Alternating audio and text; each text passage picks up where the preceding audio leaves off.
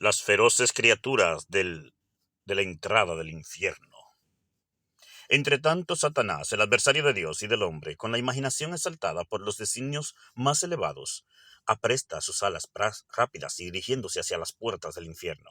Explora su ruta solitaria, unas veces recorre la costa hacia la derecha, otras hacia la izquierda, tan pronto roza con sus alas niveladas la superficie del abismo, como remontándose al punto más elevado. Dirige su impulso hacia la ardiente bóveda, como cuando en el mar se descubre a lo lejos una flota que parece suspendida en las nubes, e impelidas por los vientos del equinoccio, dirige su rumbo hacia Bengala o hacia las islas de Ternate y Tidor, donde los negociantes traen las drogas, y recorriendo estos, las aguas protectoras del comercio a través del vasto océano de Etiopía hasta el Cabo, navegan hacia el polo. A pesar de las mareas o de la noche, tal parecía a lo lejos del vuelo del enemigo alado, alcanza por fin los límites del infierno, que se elevan hasta la horrible bóveda y aparecen sus 3 veces triples puertas, formadas por 3 hojas de bronce, 3 de acero y 3 de diamantina roca, impenetrables y resguardadas por una llama que gira en torno suyo y no se consume nunca.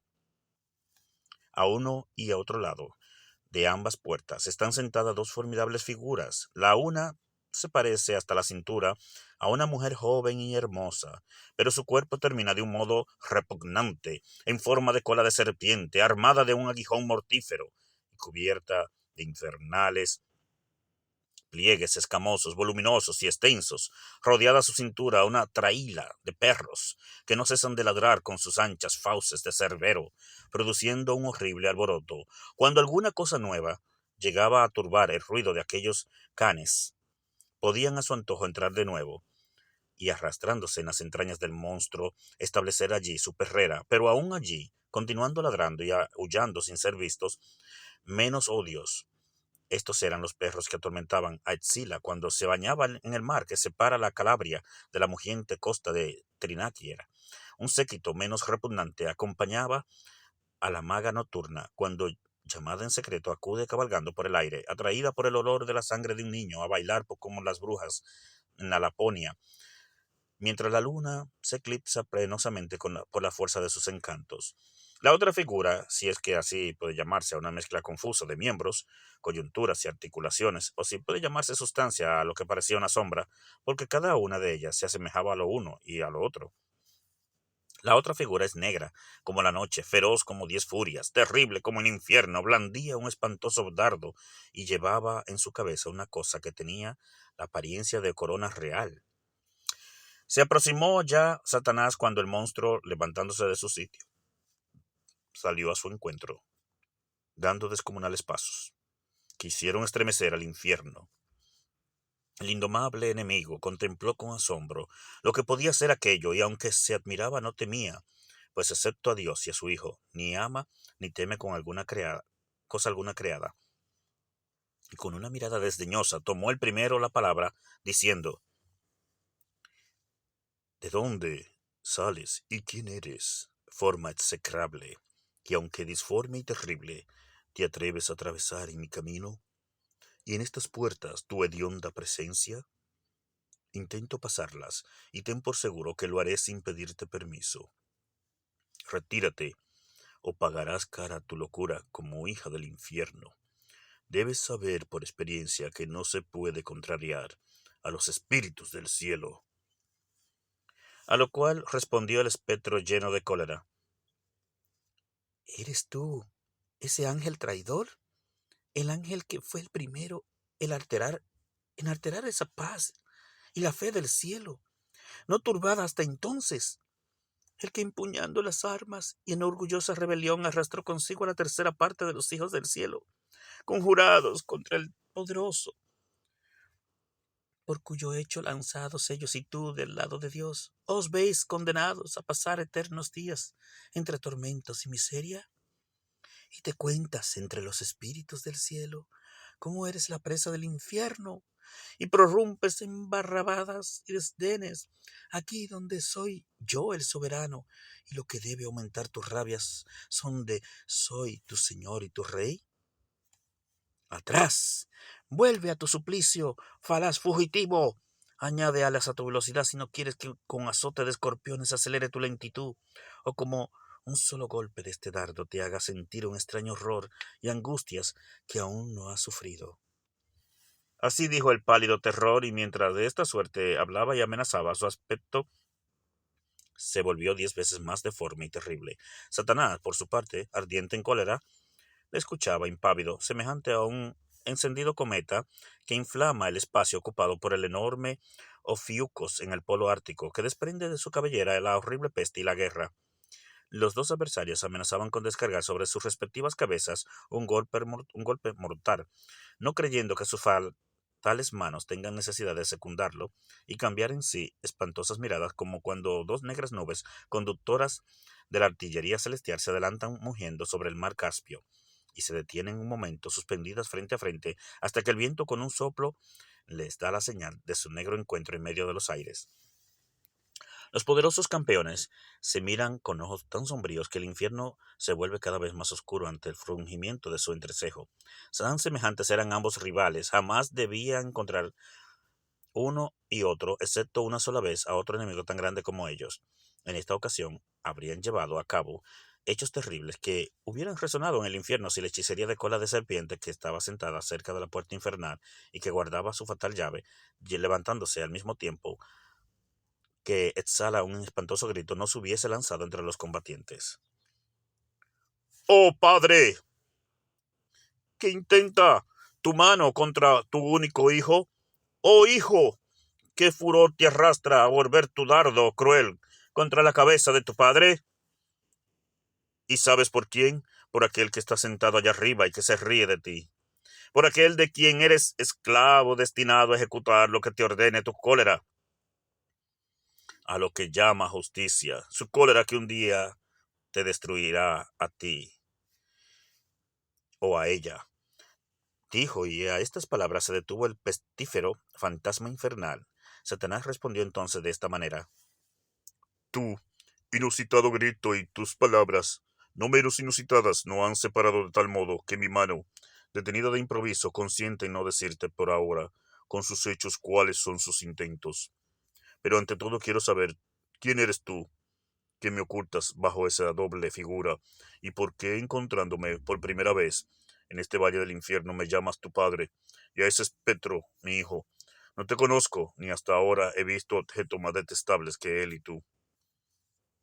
La portera del infierno le replicó: ¿Por ventura me has olvidado, y tan horrible parezco a tus ojos, cuando en trono en todo tiempo me consideraban tan hermosa en el cielo? Recuerda que en medio de la asamblea de los serafines, que contigo formaron parte de la atrevida conspiración contra el rey del cielo, te viste de improviso acometido con un color cruel. Tus ojos, esclarecidos y extraviados, cerraron en las tinieblas, mientras que tu cabeza lanzaba llamaradas densas y rápidas, hundiéndose extensamente por el lado izquierdo. Entonces salí yo de ella como una diosa armada, semejante en ti en la forma y en lo brillante de tu aspecto, resplandeciente aún en aquel tiempo de divina belleza. El asombro se apoderó de todos los guerreros del cielo, retrocediendo en un principio atemorizados, y me llamaron culpa, mirándome como un mal presagio. Pero familiarizados en breve conmigo, les agradé, y mis gracias seductoras se granguearon la voluntad de los que más aversión había mostrado hacia mí. Tú, el primero, contemplándome con frecuencia en mí tu perfecta imagen, te apasionaste de mí y gustaste en secreto conmigo tales goces que mis entrañas concibieron un peso creciente. La guerra estalló, entre tanto, y se combatió en los campos del cielo. Nuestro poderoso enemigo consiguió una victoria brillante, y nuestro partido le cupo la pérdida de la derrota en todo el imperio. Nuestras legiones cayeron debajo, siendo precipitadas de cabeza desde lo más altos del cielo a este abismo, y yo caí también confundida con ellos. Entonces vino a parar en mis manos esta llave poderosa, previniéndome que mantuviera eternamente cerradas las puertas a fin de que nadie las atraviese si yo no los abro. Me senté pensativa y solitaria, pero no permanecí mucho tiempo sentada. Mi seno fecundado por ti, entonces excesivamente abultado, sintió movimientos prodigiosos y los agudos dolores del alumbramiento, por último, abriéndose paso con violencia, ese odioso vástago que ves ahí, engendrado por ti, desgarró mis entrañas retorcidas por el terror y los tormentos, adquirieran esta deformidad toda la parte de mi cuerpo. Pero él, mi enemigo y mi hijo, al propio tiempo, salió de mi seno, blandiendo su dardo fatal hecho solo para destruir. Yo fui gritando ¡muerte! El infierno se estremeció a tan horrible nombre, suspiró desde lo más profundo de todas sus cavernas y repitió ¡muerte! Yo huía, pero el espectro me perseguía, si bien por lo que calculé más inflamado de lujuria que de rabia, mucho más rápido que yo, me alcanzó a mí, a su madre, sobrecogida de espanto. Entre impuros y desenfrenados abrazos concebí de él, y de aquel rapto salieron esos monstruos labradores que me rodean lanzando, como ves, un aullido continuo, concebidos de hora en hora, y de hora en hora dados a luz entre infinitos dolores. Cuando les parece vuelven a entrar en el seno que les alimenta, aullan y roen mis entrañas que constituyen su banquete, después saliendo de nuevo me asedian con tan vivos terrores que no hallo tregua ni descanso. La espantosa muerte, mi hijo y mi enemigo a la vez, sentada ante mí, excita a esos perros y me hubiera devorado a falta de otra presa, a mí, a su madre, si no supiera que yo sería para ella un manjar muy amargo, un veneno. Pero esto no sucederá nunca, porque sí lo ha dispuesto el destino. Pero tú, oh Padre mío, créeme, evita su flecha mortal, no te lisonjes vanamente de ser invulnerable bajo de esa armadura brillante de temple celestial, porque nada ni nadie puede resistir su mortífera punta, excepto el que allá arriba reina.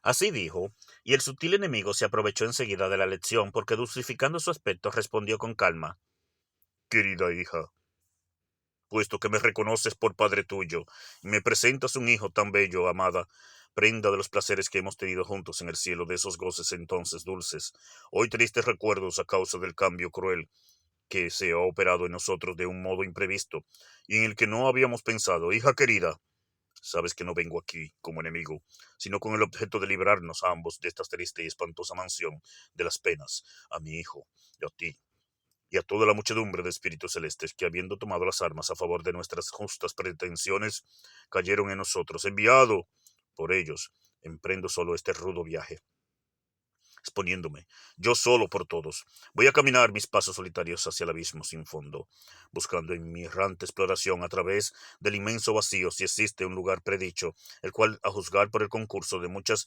señales, debe de haber sido creado ya en una forma vasta y redonda. Ese lugar es una mansión de delicias, colocada en el límite del cielo, habitada por una raza de criaturas recientemente creadas y destinadas, quizá a ocupar los puestos que hemos dejado vacantes por el cielo, pero el cielo así los ha colocado lejos de él, temeroso sin duda de que inundarle una poderosa multitud se suscitara nuevos disturbios, bien sea con este objeto o con otro cuyo secreto se procure guardar.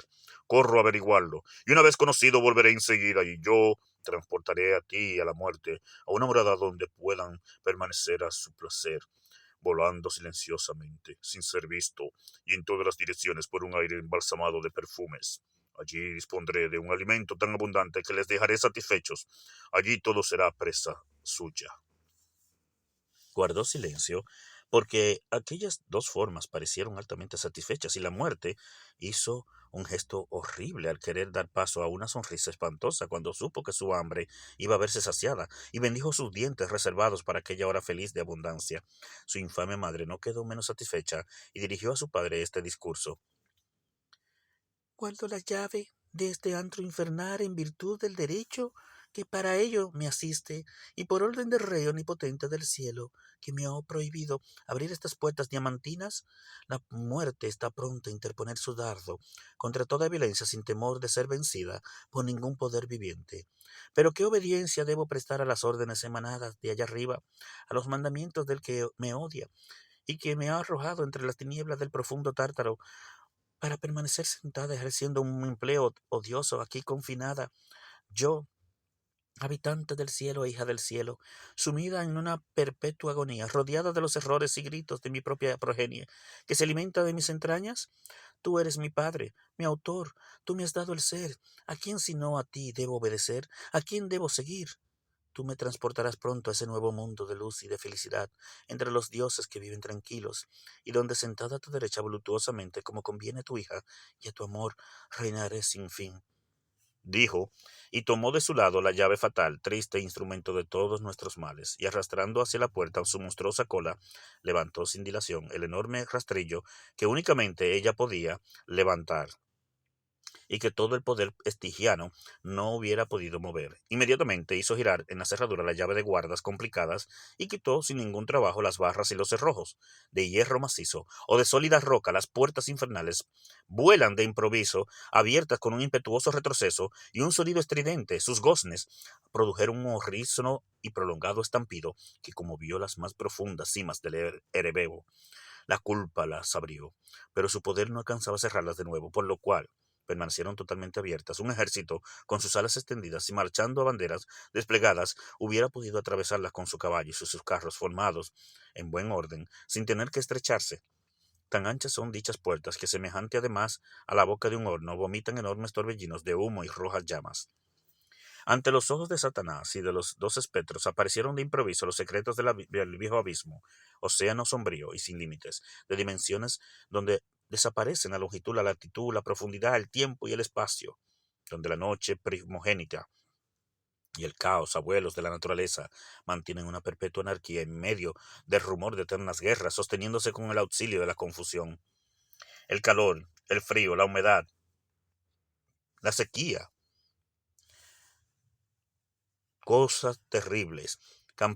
Se disputan allí la superioridad y conducen al combate sus embriones de átomos, que agrupándose en torno de la enseña de sus legiones, y reunidos en diferentes tribus, armados ligera y pesadamente, agudos, rodeados, rápidos o lentos, hormiguean tan innumerables como las arenas de la barca o de la ardiente playa de Sirene, arrastrados para tomar parte en la lucha de los vientos, y para servir de lastre a sus alas veloces. El átomo, a quien mayor número de vientos convertidos en átomos se adhiere, domina por un momento. El caos gobierna como árbitro y sus decisiones vienen a aumentar cada vez más el desorden, merced al cual reina, después de él, el acaso lo dirige todo, como juez supremo. Ante aquel abismo salvaje, escena de la naturaleza y quizás su tumba, ante aquel abismo que no es mar, ni tierra, ni aire, ni fuego, sino que está formado de todos estos elementos que confusamente mezclados en sus causas fecundas, deben compartir del mismo modo siempre, a menos que el Creador omnipotente disponga de sus negros materiales para nuevos mundos. En ante aquel abismo salvaje, Satanás, el prudente enemigo, detenido sobre el borde del infierno, permanece atento durante algún tiempo y reflexiona en su viaje, pues no es un pequeño estrecho lo que se verá obligado a atravesar. Sus oídos están ensordecidos por estrépitos atronadores y destructores no menos violentos, comprando las grandes cosas con las pequeñas, que los, que las tempestades que produce Barcelona cuando en acción sus fulminantes máquinas para arrasar se ponen en alguna gran ciudad. Menos sería el estruendo si toda la armazón del cielo se derrumbase o si los elementos sublevados hubieran arrancado de su eje a la tierra inmóvil. Por último, Satanás se despliega sus alas, iguales a extensas velas para emprender su vuelo, y remontándose en el humo ascendente, rechaza el suelo con el pie. Sigue subiendo audazmente durante muchas leguas, llevado como sobre un carro en nubes, pero faltándole en breve este apoyo, encuentra un inmenso vacío. Sorprendido entonces y agitando en vano sus alas, cae como un plomo a 10.000 brazas de profundidad. Aún continuaría cayendo por una desgracia casualidad. No le hubiese lanzado otras tantas millas hacia arriba la fuerte explosión de alguna nube tumultuosa, impregnada de fuego y de nitro. Detúvose aquella tormenta apagada en una sirte esponjosa, que ni era mar ni tierra seca. Satanás, casi confundido, atravesó aquella sustancia movediza, una vez unas veces a pie y otras ayudado de su vuelo, pues para ello necesitaba remos y velas, como grifo que desde el desierto persigue como una carrera alada por las montañas o por los valles pantanosos, al arimaste, que sustrae sutilmente a su vigilante custodia el oro que conserva. Del mismo modo, el enemigo continúa con ardor su camino a través de los espantosos pantanos, los precipicios, los estrechos, a través de esos elementos ásperos, densos o ramificados. Cada, cada vez que sigue Nada se sumerge, vadea o se arrastra y vuela con su cabeza, sus manos, sus alas y sus pies. Por fin un extraño y universal rumor de ruidos sordos y voces confusas nacido de lo más profundo de aquellas tinieblas hiere los oídos de Satanás con la mayor vehemencia. Con su intrepidez acostumbrada, dirige su vuelo hacia aquella parte para encontrar la potestad o el espíritu del profundo abismo que reside entre aquel ruido, a fin de preguntarle hacia qué lado se encuentra el límite de las tinieblas más próximas a la luz. De improviso, descubre el trono, el caos y su negro inmenso pabellón que ondea desplegado en aquel antro de ruinas. La noche, vestida de negras pieles de Marta Sibelina, se sienta en el trono al lado del caos. Primogénita de todos los seres, es también la compañera de su reino. Cerca de ellos están Orco y Hades, y de Morgón, el terrible nombre. Siguen después del rumor, el acaso y el tumulto y la confusión muy descompuesta y la discordia de mil bocas diferentes. Satanás se dirige audazmente al caos y le dice: Oh vosotros, potestades y espíritus de este profundo abismo, caos y antigua noche, no vengo aquí de intento a espiar o turbar los secretos de vuestro reino, sino que, obligado a errar por este desierto sombrío, el camino que sigo en busca de la luz me ha conducido a través de vuestro imperio. Solo sin guía, medio extraviado, procuro encontrar el sendero más corto que se dirige al punto en que sus oscuras fronteras tocan el cielo. Viaja por estas profundidades a fin de averiguar si el rey etéreo ha invadido y ocupado en estos últimos tiempos alguna otra parte de sus dominios. Guíenme sus pasos, que bien dirigidos reportarán a sus intereses una más que mediana recompensa. Si logro arrojar de esta perdida región al usurpador y volverla a sus tinieblas primitivas, poniéndola otra vez bajo su cetro y plantando con ella nuevamente el estandarte de la antigua noche, tal es el objeto de mi excursión. Para ustedes todas las ventajas, para mí la venganza. Tales fueron las palabras de Satanás, y el viejo anárquico, con voz entrecortada y el semblante descompuesto, le respondió: Te conozco, extranjero. Tú eres el poderoso jefe de los ángeles, que no ha mucho hizo frente al Rey del cielo y fue vencido. Yo vi y oí, porque tu numerosa milicia no pudo huir sin silencio a través del abismo aterrorizado. Ruina sobre ruina, derrota sobre derrota, confusión aún peor que la confusión. Las puertas del cielo dieron paso a millones a sus bandas victoriosas que iban en vuestra persecución.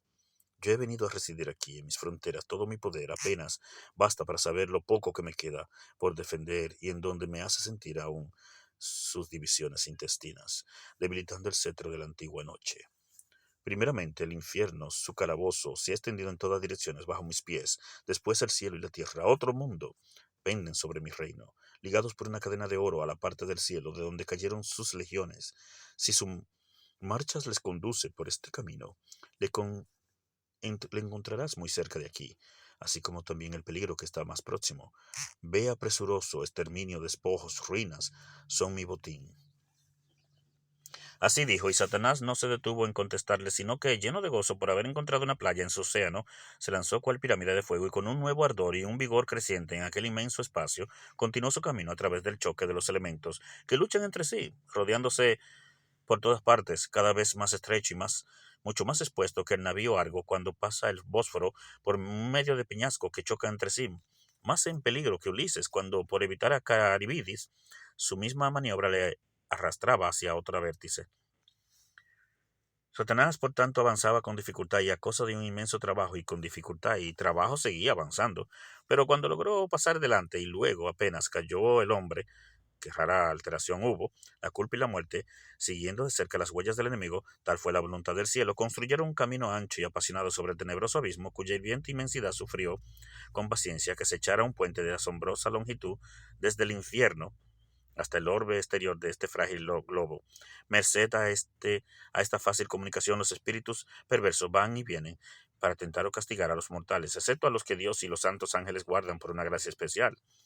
Pero en fin, la influencia sagrada de la luz empieza a dejarse sentir, y un rayo de ésta refleja a los lejos, desde las murallas del cielo, a través de la oscura noche, un trémulo arbor sus trincheras avanzadas, como un enemigo vencido, haciéndolo, sin embargo, con menos confusión que éste, y sin tan belicoso estruendo, Satanás, con menor fatiga y hasta con comodidad, después, guiado por una luz dudosa, se desliza sobre las tranquilas ondas y desmantelado y con sus jarcias y abenques destrozados, se balancea el arcángel con sus alas desplegadas en un triste espacio vacío, parecido al aire, para contemplar desde lejos y, a su placer, el cielo empíreo, cuya extensión es tan grande que no le permite determinar si es cuadrada o redonda, descubre sus torres de ópalo con las almenas adornadas de brillantes zafiros, su morada natal en otro tiempo, distingue también, sujeto al extremo de una cadena de oro, aquel mundo suspendido semejante a una estrella de pequeña magnitud colocada cerca de la luna. Allí Satanás, inflamado por una perniciosa venganza, blasfemo y en hora maldita, prosiguió con rapidez su marcha. Suscríbete a mi canal Diamante Literario y recuerda compartir estas hermosas narrativas con todos en tus redes sociales. Prepárate para el libro número 3 porque está abriendo nuevas compuertas cada vez más intrigantes. ¡Feliz día!